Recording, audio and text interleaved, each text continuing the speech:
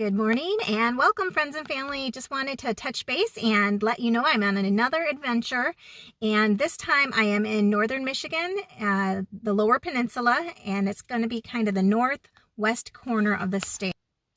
I am once again using the book, The Trails of M-22. So today we are going to start on number 24, the Sleeping Bear Point Trail. We are also going to take in number 25, which is Alligator Hill. That is going to be near here, so we're going to start here at 24. We're going to move over to 25, and then we're also going to do the Bayview Trail, which is number 27, right up here. So all are going to be in this area, and then I'm going to be camping tonight over in this general vicinity. Tomorrow I'm going to hit 3 more trails, so this is where we're going to start. So number 24 trail is the Sleeping Bear Point Trail. It's going to tell you the information here, 2.8 miles. It's a challenging trail. We're going to see cool things like ghost forest, which I've never seen anything like it before, and I've lived in this state all my life. So I learned the hard way. Make sure if you're going to come up to the Sleeping Bear Dunes area, I'm going to show you the map again here. So this is Michigan. If you've got the Michigan hand, we are going to be right up here by my fingernail. That's where we are in Michigan, right here. So we are at the very tip, Sleeping Bear Point, right here. And the trail we're going to go on is number 9 here on this map. So any of this green shaded area requires a special permit to be purchased ahead of time at several locations. But this is the National Park Service. The fees, this is where they can be purchased or online, and then your pass options. So I now have my permit and we can get going.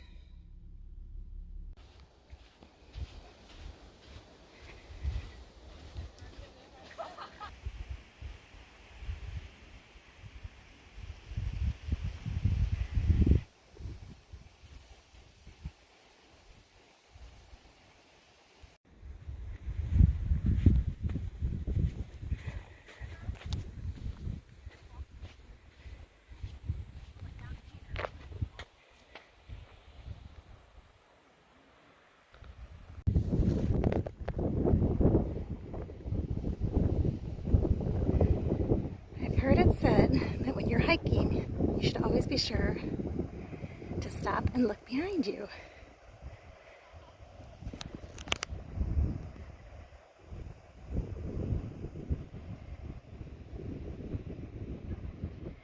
And this would totally explain that, because it is gorgeous.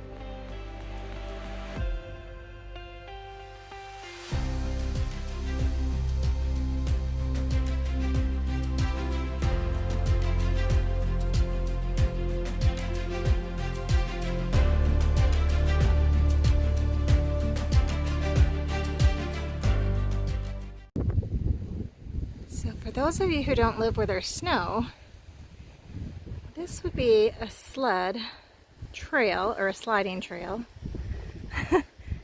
that somebody has taken with a sled during the summer in the sand.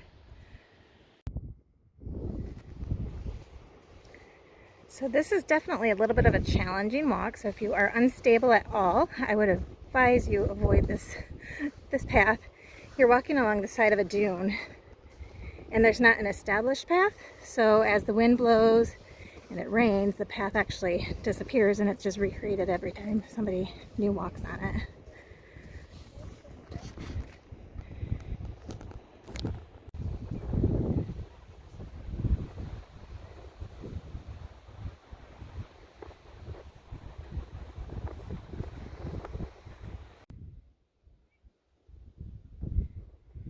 So it's kind of hard to describe this area, but it's like a big bowl.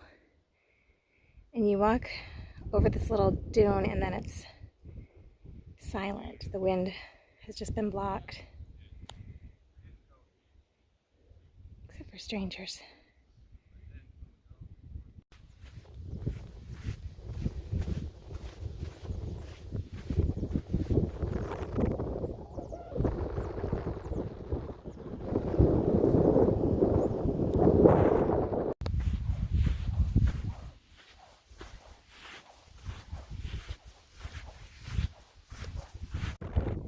I believe this is the beginning of the ghost forest, and what it consists of are a series of dead standing trees. Evidently the migrating sand has killed them, but they still remain rooted to the ground.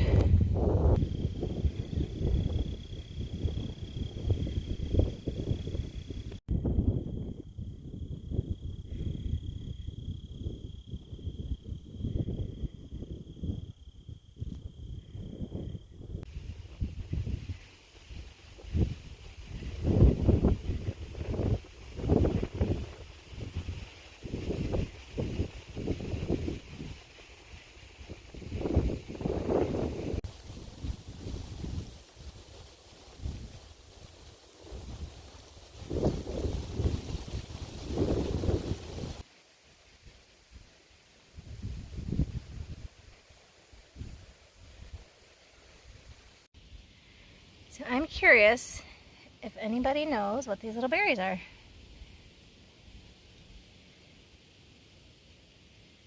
Put it in the comments below if you do, because I'm not sure. I'll have to look at that.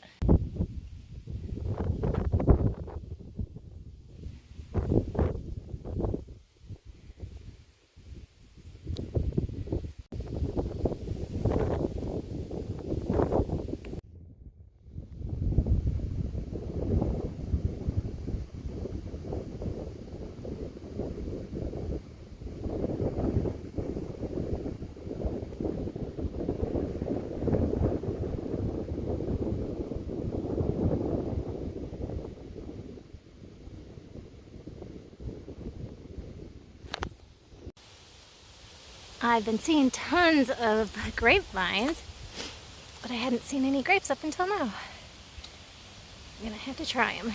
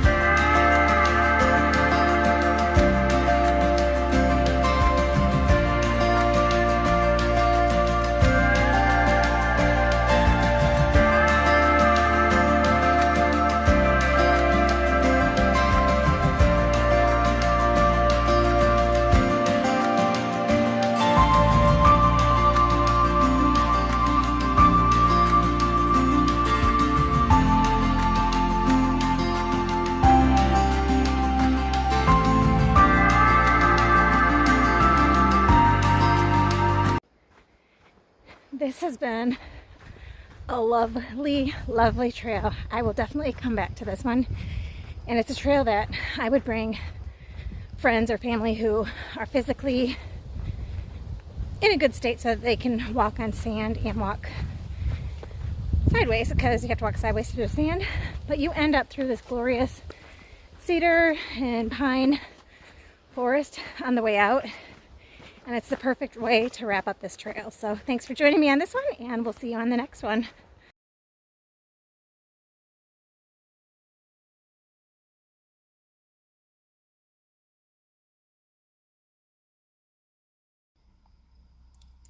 So welcome to trail number 2 for the day, Alligator Hill Trail. In the 1920s, this area was destined for development as Day Forest Estates. David Henry Day, the lumber baron who owned the nearby company town of Glen Haven, began to lay out an elaborate resort on the hill that included an 18-hole golf course on its north side. But the business venture didn't survive the Great Depression. Alligator Hill is best known as a destination for Nordic skiers. Its trails form 3 loops that range from easy to advanced and feature plenty of long downhill runs and equally long climbs. But during the rest of the year, Alligator Hill is also a good choice for anybody looking for a walk that includes the kind of Lake Michigan panorama this park is famous for.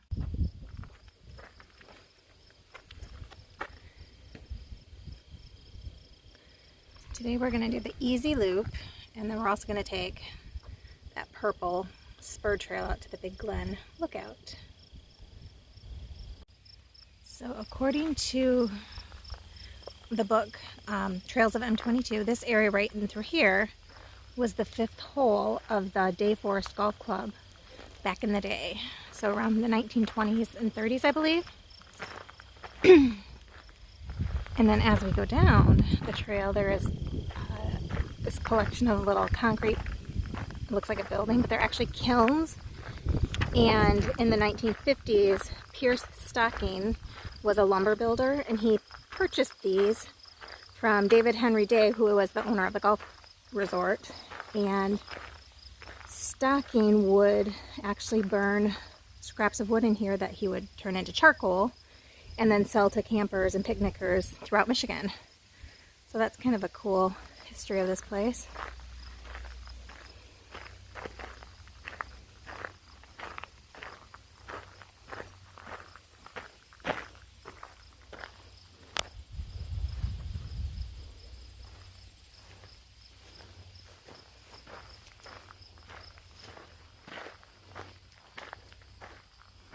And they keep going into there, about 4 more sections.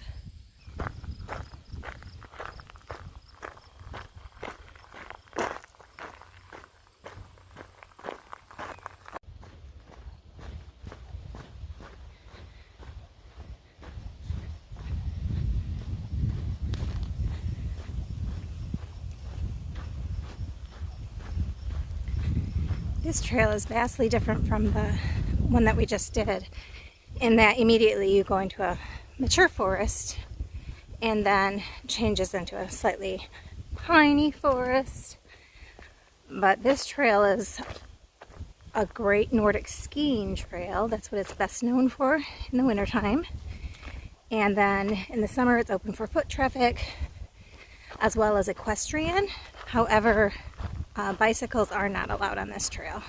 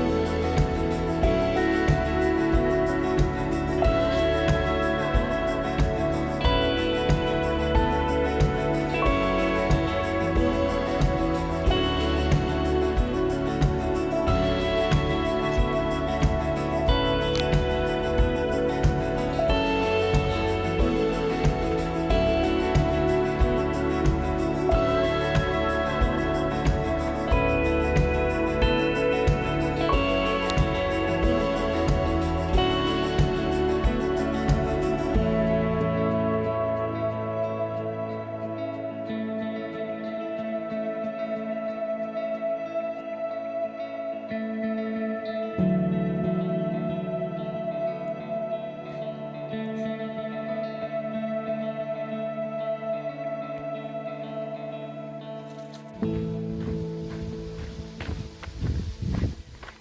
we are completing our loop and we are back to our initial junction.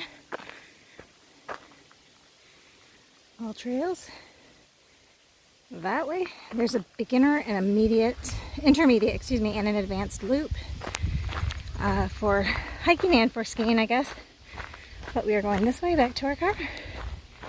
I'm going to take a little break and have some lunch or dinner and then head on to our final trail of the day.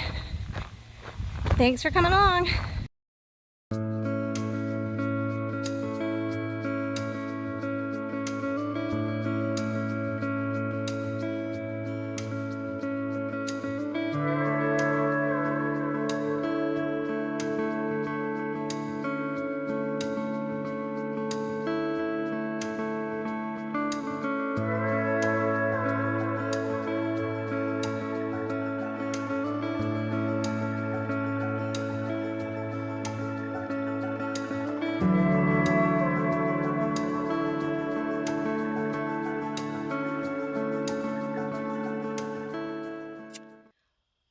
All right, we are at the Bayview Trail. It's a 3.7 mile hike, approximately 2 to 3 hours, moderate difficulty. And it says, thus the most popular loop for hikers on this trail is the northern half of the system. That includes the unpaved portion of Low Trail, Farm Trail, and a side trip to Lookout Point.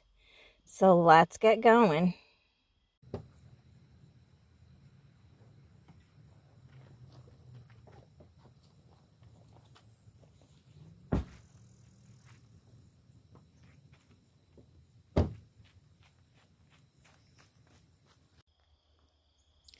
So for the Bayview Trail, you enter the parking lot here, and then that's the end of the path. That's where we're going to be coming back. And then where we're going to head to start off with is actually just down this road.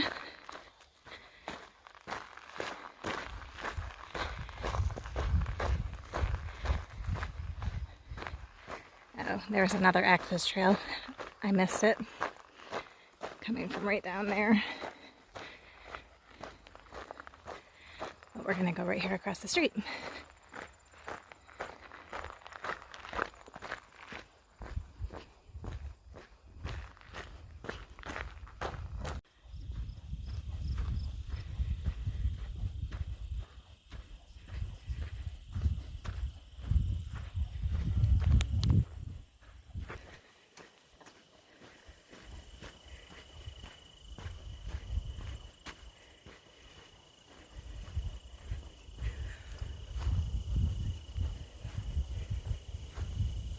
So this is called Lookout Point,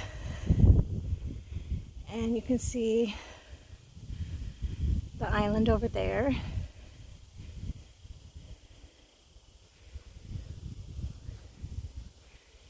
And some farmland in the hills beyond.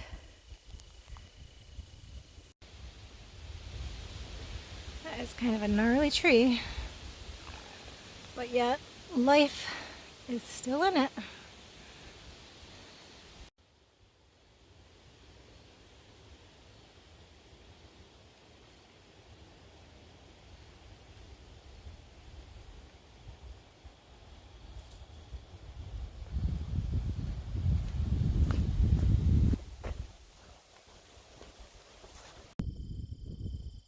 So this is the Miller barn.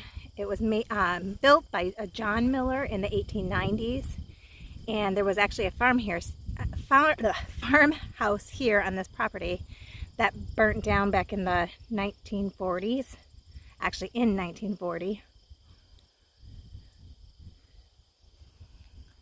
Beautiful farmland just to the right of that barn.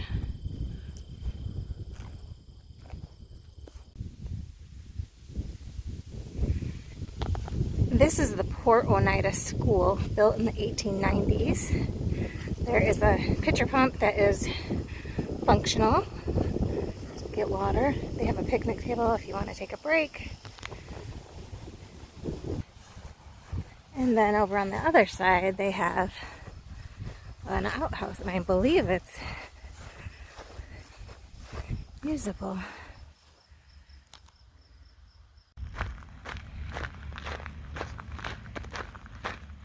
So at this point, we just walk around this gravel road. It's called Farm's Trail, and it will lead us to the Olson farm, which will be the next barn that we come to.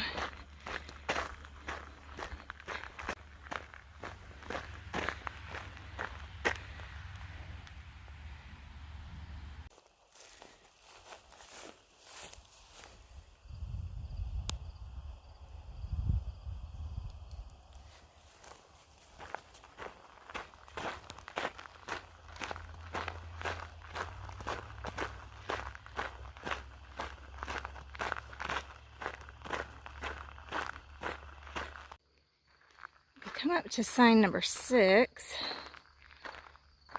and at that point, according to the book, we get to head back towards the parking lot. So we're going to take a journey here across from the sign, head back into the woods, which I like. I prefer being in the woods over roads, even gravel roads.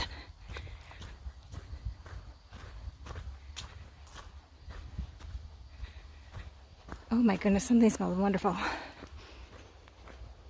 Almost like cucumbers. Yum.